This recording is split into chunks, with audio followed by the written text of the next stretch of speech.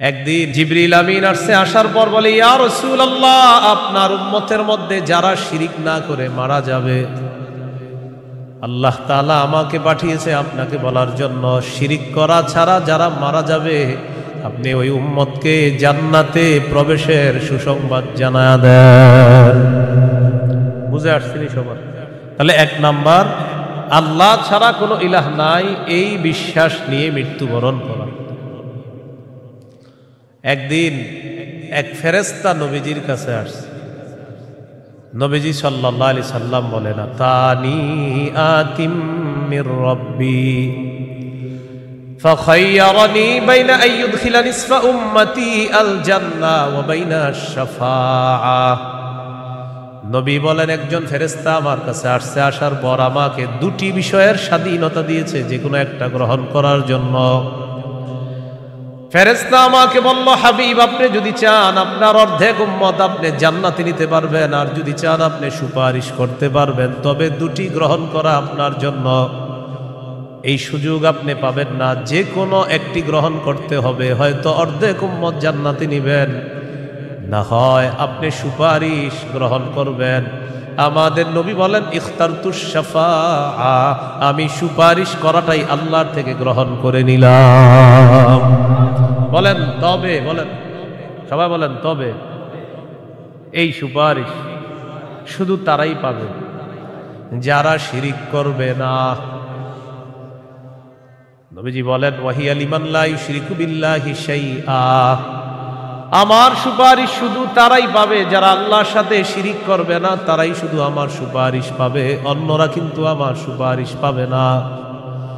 সহিহ বুখারীর বর্ণনা ৯৯ নম্বর হাদিসে আল্লাহর নবীর সাহাবী আবু হুরায়রা রাদিয়াল্লাহু তাআলা আন নবীকে প্রশ্ন করলেন, মান আসআদুন নাসি বিশাফাআতিকা ইয়াউমাল কিয়ামাতি ইয়া রাসূলুল্লাহ। হুজুর, কিয়ামতের ময়দানে আপনার সুপারিশের মাধ্যমে কোন ব্যক্তি সবচেয়ে সৌভাগ্যবান হবে আমাকে একটু বলেন। নবীজি বললেন, আবু হুরায়রা, আমি জানতাম তোমার আগে এই প্রশ্ন আমাকে কেউ করবে না। লিমা রাআইতু মিন হিরসিকা আলাল ইলম, ইলমের প্রতি তোমার যে আগ্রহ, বিদ্যার প্রতি তোমার যে আগ্রহ, আমি জানতাম তোমার আগে এই প্রশ্ন আমাকে কেউ করবে না, তুমি যে প্রশ্নটা করছো। তো যেহেতু তুমি প্রশ্নটা করেই ফেলছো, উত্তরটা নাও। আসাদুন নাসি বিশাফাআতি ইয়াউমাল কিয়ামাতি মান ক্বালা লা ইলাহা ইল্লাল্লাহ খালিসাম মিন কিবালি নাফসি। কোন ব্যক্তি যদি দিল থেকে বলে লা ইলাহা ইল্লাল্লাহ, আর এই বিশ্বাস নিয়ে যদি মারা যায়, কিয়ামতের ময়দানে আমার সুপারিশের মাধ্যমে এই ব্যক্তি সবচাইতে সৌভাগ্যবান বান্দা হয়ে যাবে। ভালোবাসি সন্তান, ভালোবাসি মা, ভালোবাসি বাবা, ভালোবাসি ঠিক, কিন্তু এর চেয়ে বেশি ভালোবাসি আল্লাহ। এই হলো আল্লাহকে সবচেয়ে। তাওহীদের কয় শর্ত? 4 নাম্বার। সবচেয়ে বেশি কাকে ভালোবাসা? আল্লাহকে, রসুলকে সবচেয়ে বেশি ভালোবাসা, আল্লাহকে, এরপর রসুলকে সবচেয়ে বেশি ভালোবাসা। সহিহ বুখারীর বর্ণনা 16 নম্বর হাদিস, ক্বালা রাসূলুল্লাহ সাল্লাল্লাহু আলাইহি ওয়াসাল্লাম, সালাসুন মান কুন্না ফীহি ওয়াজাদা হালাওয়াতাল ঈমান। নবীজি বলেন, 3টা বৈশিষ্ট্য যদি কারো মধ্যে থাকে, সে অন্তরের মধ্যে ঈমানের স্বাদ আস্বাদন করতে পারবে। 1 নাম্বার, ইয়াকুনাল্লাহু ওয়া রাসূলুহু আহাব্বা ইলাইহি মিম্মা সিওয়াহুমা, আল্লাহ, আল্লাহ রসুল ছাড়া যত কিছু আছে সব কিছুর চাইতে আল্লাহ আর তার নবীকে বেশি ভালোবাসা। 2 নাম্বার, ওয়া আইয়ুহিব্বাল মারআ লা ইউহিব্বুহু ইল্লা লিল্লাহ, কোন মুসলমানকে শুধুমাত্র আল্লাহর জন্য ভালোবাসা। 3 নাম্বার, আইয়াকরাহা আইয়াউদা ফিল কুফরি কামা ইয়াকরাহু আইয়ুকযাফা ফিন্নার, আগুনের মধ্যে পুড়ে যাওয়া যেমন অপছন্দ, তেমনি ভাবে কুফরি করাটাও এমন অপছন্দ হওয়া। কোটি কোটি টাকা আপনার সামনে রাখা হলো আর বলা হলো আগুনে পুড়ে মারা যাও, আপনি তখন জবাব দিবেন, আপনার কি মাথা খারাপ? আগুনে পুড়ে যদি আমি মারা যাই, তুই কোটি টাকা দিয়ে আমি করব কি? এবার আপনাকে বলা হলো কোটি কোটি টাকা দেওয়া হবে, তুমি কুফরি করো। আপনি জবাব দিবেন কোটি টাকার বিনিময়ে যেমন দুনিয়ার আগুনে পড়তে চাই না, তেমনি ভাবে কোটি টাকার বিনিময়ে কুফরি করে জাহান্নামের আগুনেও পড়তে চাই না। নবীজি বলেন কারো মধ্যে যদি এমন অনুভূতি থাকে আগুনে পুড়ে যাওয়া তার অপছন্দ, তেমনি ভাবে কুফরি করাটাও তার কাছে অপছন্দের, আল্লাহ তাআলা তার অন্তরের মধ্যে ঈমানের স্বাদ তৈরি করে দিবেন, ঈমানের স্বাদ দিবেন। তো এই তিনটার মধ্যে একটা হলো আল্লাহকে বেশি ভালোবাসা। বলেন তো তাওহীদের কয় শর্ত? এক নম্বর আল্লাহ ছাড়া কোনো ইলাহ নাই, এই বিশ্বাস নিয়ে মৃত্যুবরণ করা। দুই নম্বর আল্লাহ ছাড়া কোনো ইলাহ নাই, এটার মধ্যে একটুও সন্দেহ করা যাবে না। তিন নম্বর আল্লাহ ছাড়া কোনো ইলাহ নাই, এটা মুখে বলা, অন্তরে স্বীকার করা, বিশ্বাস করা। চার নম্বর আল্লাহকে সবচেয়ে বেশি ভালোবাসা। এই চার শর্ত পূরণ করে আমরা যেন কবরে যেতে পারি, আল্লাহ তাআলা তৌফিক দান করেন। এরপরে আল্লাহ বলেন ওয়াল্লাহু সামিউন আলিম, আল্লাহ সর্বশ্রোতা সর্বজ্ঞানী। এটা হলো সূরা বাকারার 256 নম্বর আয়াত। এখন আপনাদেরকে 56 নম্বর আয়াত থেকে জিজ্ঞাসা করতে চাই, একটা হলো তাগুতের দল আর একটা হলো আল্লাহর দল। দুনিয়াতে মৌলিকভাবে মানুষের দল দুইটা, একটা হলো হিজবুল্লাহ আল্লাহর দল, আর একটা হিজবুশ শয়তান শয়তানের দল। এই দুই দল মৌলিকভাবে মানুষের মধ্যে সূরা মুজাদালায় দুই দলের কথা আছে। তো এই দুই দলের মধ্যে আমরা কার দলে থাকবো? আল্লাহর দলে না শয়তানের দলে? আল্লাহর দলে আমরা যারা থাকবো আল্লাহ আমাদের অভিভাবক হয়ে যাবে। এই কথাটা আল্লাহ সূরা বাকারার 257 নম্বর আয়াতে বলতেছে। মন দিয়ে শুনেন কি বলে, আল্লাহু ওয়ালিয়ুল্লাযীনা আমানু, যারা ঈমানদার তাদের অভিভাবক আল্লাহ। সুবহানাল্লাহ। আপনারা মাঝে মাঝে এমনি দোয়া করতে পারেন না, আল্লাহ আপনি আমার অভিভাবক, আল্লাহ আপনি অভিভাবক। আল্লাহ সূরা বাকারা 257 নম্বর আয়াতে বলছেন আপনি আমার অভিভাবক। আল্লাহ আমি তো সমস্যায় আছি, আমারে সমাধান করে দাও। এইভাবে বলতে হবে, আল্লাহ আপনি বলছেন আপনি আমার অভিভাবক, আল্লাহ আপনি আমার সমস্যা সমাধান করে দেন। এইভাবে আল্লাহকে বলতে হবে। আল্লাহু ওয়ালিয়ুল্লাযীনা আমানু, আল্লাহ বলেন যারা ঈমানদার তাদের অভিভাবক হলেন আল্লাহ। ইউখরিজুহুম মিনাজ যুলুমাতি ইলান নূর, আল্লাহ তাআলা অভিভাবক ঈমানদারদেরকে অন্ধকার থেকে বের করে আলোর দিকে আল্লাহ তাআলা নিয়ে যায়।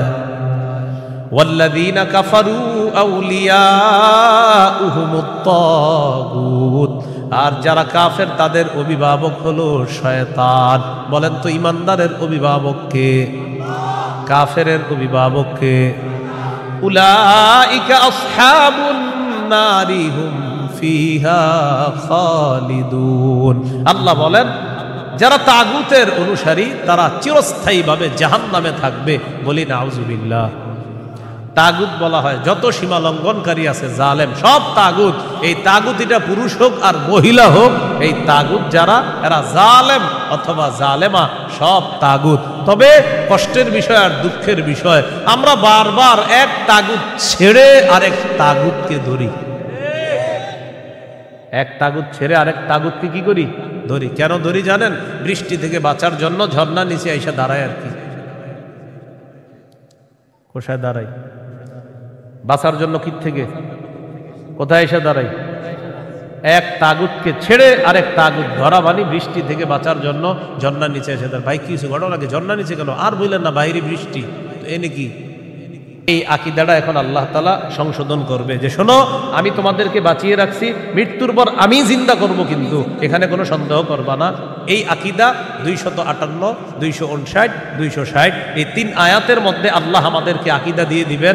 দুনিয়াতে যেমন তোমাদেরকে রাখছি আমি, আখিরাতেও তোমাদেরকে আবার পুনরুত্থান করব, এই ক্ষমতাও আমি আল্লাহর। সূরা বাকারা 258, 259, 260 দেখেন কি বলে। ألم تر إلى الذي حاج إبراهيم في ربه أن آتاه الله الملك إذ قال إبراهيم ربي الذي يحيي ويميت ويميت قال أنا أحيي وأميت قال إبراهيم فإن الله يأتي بالشمس من المشرق فأت بها من المغرب فبهت الذي كفر والله لا يهدي القوم الظالمين নবী আপনি কি দেখেন নাই ওই ব্যক্তির ব্যাপারে চিন্তা করেন নাই যে ব্যক্তি ইব্রাহিম নবীর সাথে তার রবের ব্যাপারে ঝগড়া করেছে, যেই রব তাকে রাজত্ব দান করেছে ওই রবের ব্যাপারে লোকটা ঝগড়া করেছে ইব্রাহিম নবীর সাথে। আল্লাহ তাআলা বলেন এই ব্যক্তি হলো বাবেল শহরের বাদশাহ নমরুদ। ইব্রাহিম নবীর সাথে ঝগড়া লাগছে, এই কারণে নমরুদকে আল্লাহ তাআলা রাজত্ব দান করছে। রাজত্ব পাওয়ার পর নমরুদ কয় আমি খোদা। ইব্রাহিম নবী বললেন আমার রব রব্বি আল্লাযী ইহয়ী ওয়া ইউমীত, আমার রব হলেন তিনি যিনি জীবন দেয়, যিনি মৃত্যু দান করেন। নমরুদ পাল্টা জবাব দিয়ে বলে ক্বালা আনা উহয়ী ওয়া উমীত, আমিও তো জীবন দেই আমিও তো মৃত্যু দেই। নাউজুবিল্লাহ। হ্যাঁ, ইব্রাহিম নবী বললেন রব তিনি যিনি জীবন দেয় মৃত্যু দেয়। নমরুদ কথা আমিও তো জীবন দিই মৃত্যু দিই। তো ইব্রাহিম নবী তাহলে কি করতে হবে? আমারও রব মানো, কারণ আমিও জীবন দিই মৃত্যু দিই। ইব্রাহিম নবী বললেন কিভাবে? জেলখানা থেকে দুইজন আসামি ধরে আনছে, একজনকে মেরে ফেলছে আর একজনকে ছেড়ে দিছে। মারার পর বলে এই যে দেখো আমি মৃত্যু দিলাম, ছেড়ে দেওয়ার পর বলে এই যে দেখো আমি জীবন দিলাম। কি ইন্টারন্যাশনাল পদ্ধতির জীবন মৃত্যু! হ্যাঁ, দুইজনকে ধরে আনছে, একটাকে হত্যা করছে আর একটাকে ছেড়ে দিছে। হত্যা করার পর বলে দেখো জীবন দিলাম মৃত্যু দিলাম, জীবন দিলাম কিভাবে? আর একটাকে ছেড়ে দিছে, এটা ছেড়ে দেওয়ার পর বলতেছে আমি তাকে জীবন দিলাম। আপনারা বলেন এটা কি জীবন মৃত্যু? ইব্রাহিম নবী চিন্তা করলেন এরে এমন এক কথা বলে আটকাইতে হবে যেই কথার পরে আর ঝগড়া করবে না। قال إبراهيم فإن الله يأتي بالشمس من المشرق فأت بها من المغرب। ইব্রাহিম নবী বললেন আমার রব আল্লাহ প্রতিদিন সূর্য পূর্ব দিক থেকে উঠায়, তুমি পশ্চিম দিক থেকে উঠায় দাও। তুমিও তো রব, তোমার দাবি অনুযায়ী। নাউজুবিল্লাহ। ফাবুহিতাল্লাযী কাফার, আল্লাহ তাআলা বলেন যে ঝগড়া করছে নমরুদ কাফের, ধরাশয়ী হয়ে গেল, ঝগড়ায় হেরে গেল। মুফাসসিরিনে কেরাম বলেন নমরুদ পাল্টা বলতে পারত ইব্রাহিম আমি সূর্য পশ্চিম দিক থেকে উঠাতে পারবো না, তোমার রব আল্লাহ প্রতিদিন পূর্ব দিক থেকে সূর্য উঠায়, আমি তো পারবো না। তুমি তোমার রব আল্লাহকে বলো সূর্যটা যেন পশ্চিম দিক থেকে উঠায় দেখায় দেয়। মুফাসসিরিনে কেরাম বলেন নমরুদ বুঝে শুনেই পাল্টা চ্যালেঞ্জ দেয় নাই। কেন দেয় নাই? নমরুদ কিন্তু চ্যালেঞ্জ দিতে পারতো পাল্টা, ইব্রাহিম তুমি আমারে বললা আমি যেন সূর্য পশ্চিম দিক থেকে উঠাই, তোমার রব যেহেতু পূর্ব দিক থেকে উঠায়, তো পাল্টা প্রশ্ন করতে পারতো নমরুদ ইব্রাহিম আমি তো পারলাম না, তোমার রব আল্লাহকে বলো আল্লাহ যেন সূর্যটা পশ্চিম দিক থেকে উঠায় দেখায়। মুফাসসিরিনে কেরাম বলে নমরুদ এটা বুঝে শুনেই পাল্টা প্রশ্ন করে নাই, কারণ নমরুদ জানে এই প্রশ্ন করলে ইব্রাহিম চ্যালেঞ্জ গ্রহণ করবে, আল্লাহকে বলবে আল্লাহ সাথে সাথে সূর্য পশ্চিম দিক থেকে উঠায় দেখায়। আর এটা যদি করে ফেলে নমরুদের দল ছোট হয়ে যাবে, হালকা হয়ে যাবে। এই জন্য নমরুদ আর পাল্টা চ্যালেঞ্জ দেয় নাই। বলেন তো নমরুদকে রাজত্ব দিয়েছিল কে? দেওয়ার পর বলে আমি খোদা। কি বলে? আমি খোদা। এই জন্য প্রিয় ভাইয়েরা সামনের দিকে যাদেরকে আমরা শাসন ক্ষমতায় বসাবো, যাদেরকে আমরা দায়িত্ব দিব, বুঝে শুনে দায়িত্ব দিতে হবে। কি শুনে? বলেন আমার সাথে প্রতিদিন 2 রাকাত অতিরিক্ত নফল নামাজ পড়ব, পড়ার পর 3টা দোয়া করব।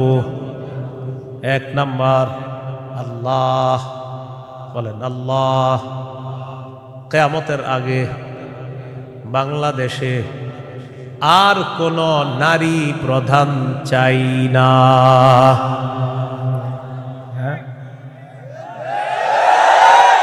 কি প্রধান চাই না? সবাই জোরে বলেন কেন? আরো জোরে বলেন, আরো জোরে, আরো জোরে। قال رسول الله صلى الله عليه وسلم لا يفلح قوم ولوا امرهم امرأتان। নবীজি বলেন ওই জাতি কিছুতেই কখনোই সফল হবে না যেই জাতি তাদের নেতৃত্বে কোনো নারীকে বসায় দেয়। আপনি বুঝেন আর না বুঝেন আমার নবীর কথা সঠিক। তো এই জন্য এই একটা বিষয় দোয়া করবেন। 2 নাম্বার দোয়া বলেন, আল্লাহ মরার আগে বাংলাদেশে শরিয়া আইন দেখে যেতে চাই। কি আইন? দেয়ালে দেয়ালে লিখে দিবেন, শরিয়া আইন চায় না তারা, বলেন, কোন না কোন অপরাধী যারা, বলেন আমার সাথে, শরিয়া আইন চায় না তারা, কোন না কোন অপরাধী যারা। চোর শরিয়া আইন চাইবে না, হাত কাটা দেবে। ধর্ষক শরিয়া আইন চাইবে না, তাকে পাথর মেরে হত্যা করা হবে, তার উপর ইসলামের শাস্তি প্রয়োগ করা হবে। এই জন্য ধর্ষক চাইবে না, চোর চাইবে না।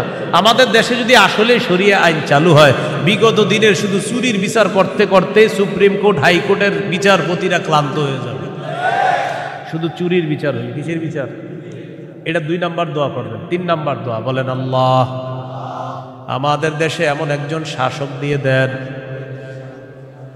যেই শাসক মৌলিক 4টি কাজ করবে। 1 নাম্বার নামাজ কায়েম করবে, 2 নাম্বার যাকাত প্রতিষ্ঠিত করবে, 3 নাম্বার সৎ কাজের আদেশ করবে, 4 নাম্বার অসৎ কাজের নিষেধ করবে। সবাই বলেন দলিল, বলেন দলিল। সূরা হজ 41 নম্বর আয়াত। কোন সূরা? কত নম্বর আয়াত? এই আয়াতে আল্লাহ বলেন, আল্লাযীনা ইম্মাক্কান্নাহুম ফিল আরদি আকামুস সালাহ ওয়া আতাউয যাকাতা ওয়া আমারু বিল মারুফি ওয়া নাহাউ আনিল মুনকার। আল্লাহ তাআলা বলেন, আমি যাদেরকে দুনিয়ার শাসন ক্ষমতায় বসাই, তাদের মৌলিক কাজ হবে 4টা। 1 নাম্বার আকামুস সালাহ, তারা রাষ্ট্রীয়ভাবে নামাজ কায়েম করতে হবে। রাষ্ট্রের প্রত্যেকটা নাগরিক যেন নামাজ পড়ে, এই দায়িত্ব পালন করতে হবে। 2 নাম্বার ওয়া আতাউয যাকাত, যাকাতের বিধান রাষ্ট্রীয়ভাবে চালু করতে হবে। আমাদের দেশে যদি রাষ্ট্রীয়ভাবে যাকাতের বিধান চালু হয়ে যায়, আর সব ধনীরা যদি 1 বছর যাকাত আদায় করে, কয় বছর? ওই বছর সুদ বলবে, যাকাত তুমি ভালো থেকো, আমি সুদ বিদায় নেই। কয় বছর?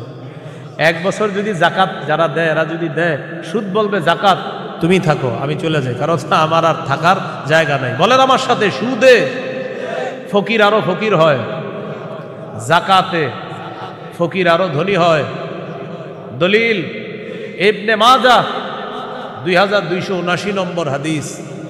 আবার বলেন, বলেন, সুদে ফকির আরো ফকির হয়, যাকাতে ফকির ধনী হয়। বলেন আমাদের এই রাষ্ট্র সুদ ভিত্তিক হওয়ার কারণে এখন আমরা সবাই মোটামুটি ভিক্ষুক। কারণ আমাদের প্রত্যেকের মাথা পিছু 1,07,000 টাকা ঋণ। তো আপনি কোথায় ধনী? সুদের শেষ পরিণতি ভিক্ষা। এটা আপনার যদি বুঝে না আসে, কিছু করার নাই। আমার নবীর কথা যেটা বলবে নবী, আজ হোক কাল হোক, সেটা ফলবেই, কোনো সন্দেহ নেই। তো আমরা দাবি করি 90% মুসলমান, এখানে অর্থ ব্যবস্থা সুদ ভিত্তিক। এই জন্য আমরা স্লোগান পাল্টাবো, বলেন দারিদ্র বিমোচনে সুদ নয় যাকাত। বলেন তো দারিদ্র বিমোচনে কি? দারিদ্র বিমোচনে সুদ নয় যাকাত। এগুলা দেয়ালে লিখে দিবেন যে দারিদ্র বিমোচনে সুদ নয় যাকাত। লিখে দিবেন দারিদ্র বিমোচনে সুদ নয় যাকাত। লিখবেন সুদে ফকির আরো ফকির হয়, যাকাতে ফকির আরো ধনী হয়। নমরুদকে রাজত্ব দিছে আল্লাহ তাআলা, সে এখন বলে আমি খোদা। বলেন নাউজুবিল্লাহ।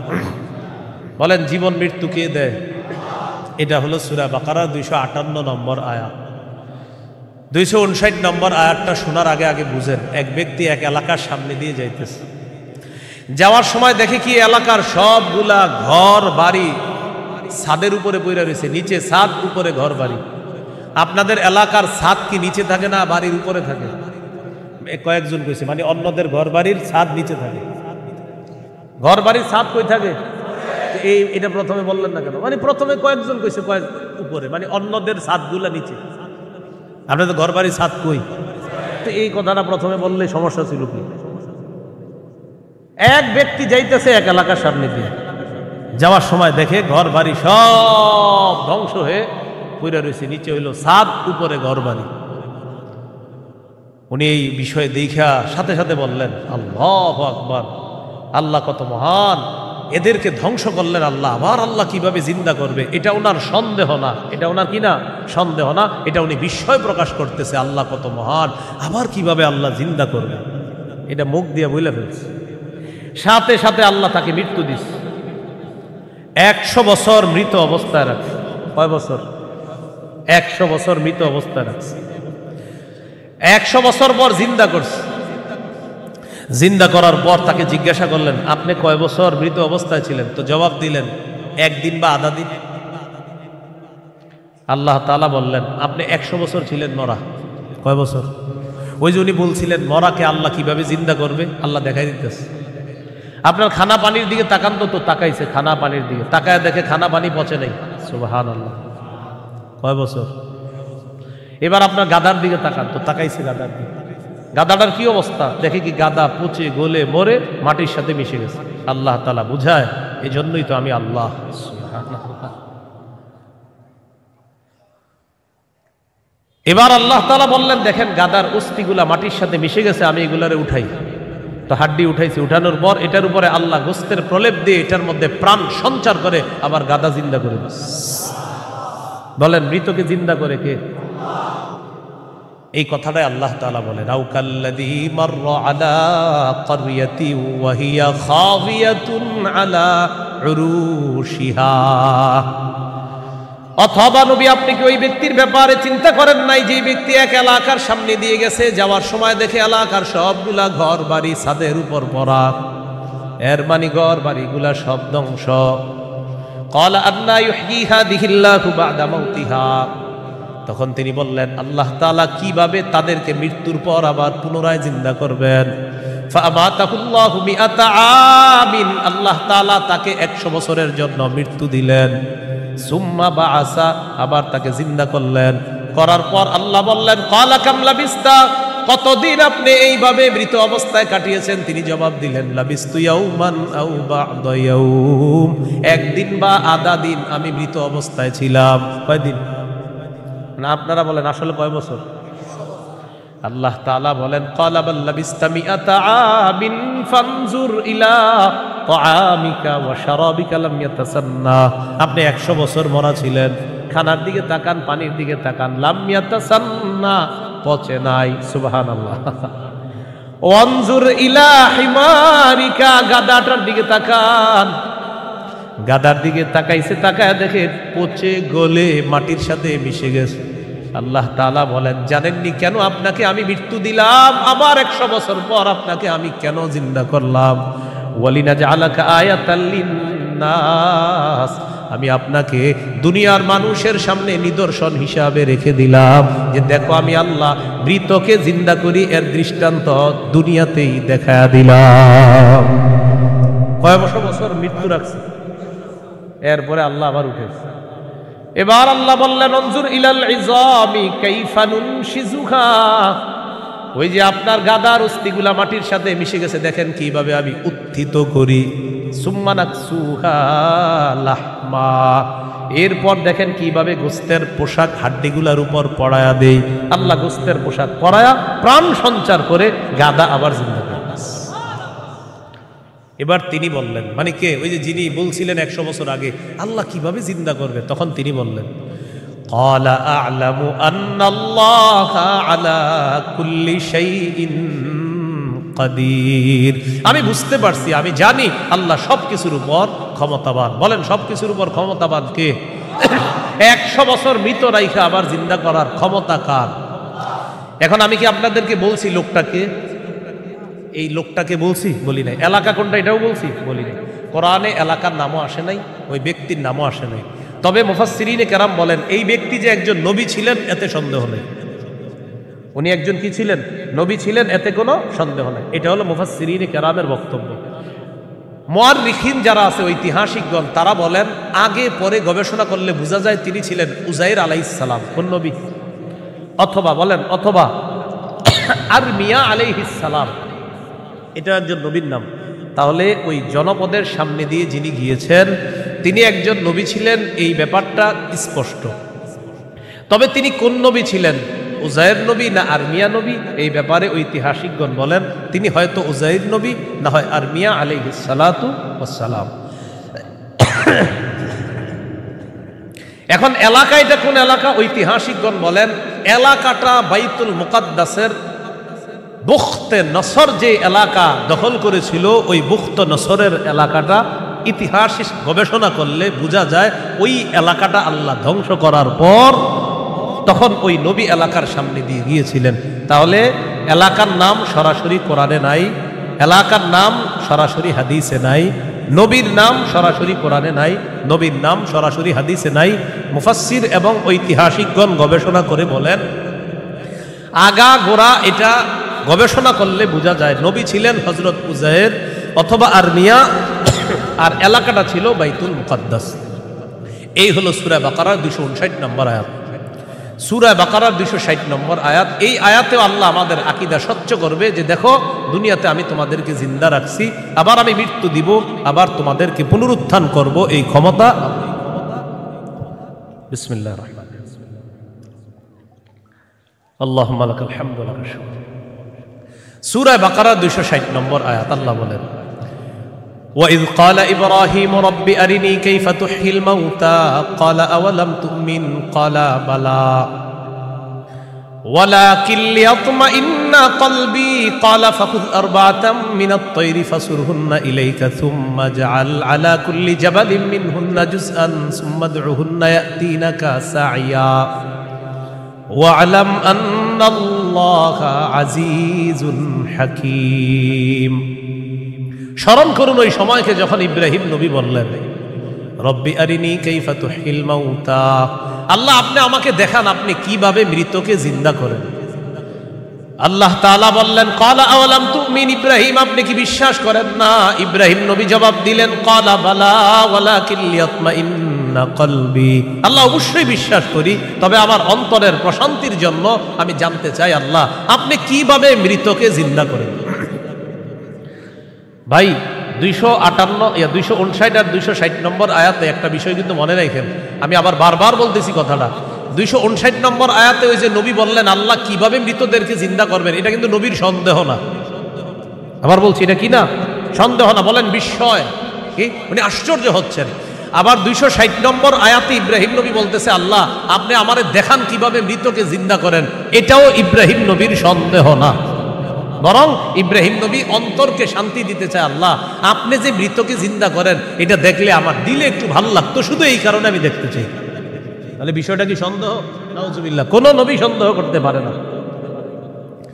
তো আল্লাহ তাআলা বললেন ক্বালা ফাকুজ আরবাতাম মিনাত তায়র, ইব্রাহিম আপনি 4টা পাখি ধরেন, ফাসুরহুন্না ইলাইকা, এই 4টি পাখি আপনি বসে আনেন, আপনার আয়ত্তে আনেন, আয়াতে আনার পর সুম্মা জাআল আলা কুল্লি জাবালিম মিনহুন্না জুজআ, 4টা পাখিকে আপনি চূর্ণ বিচূর্ণ করে টুকরা টুকরা করে ফেলবেন।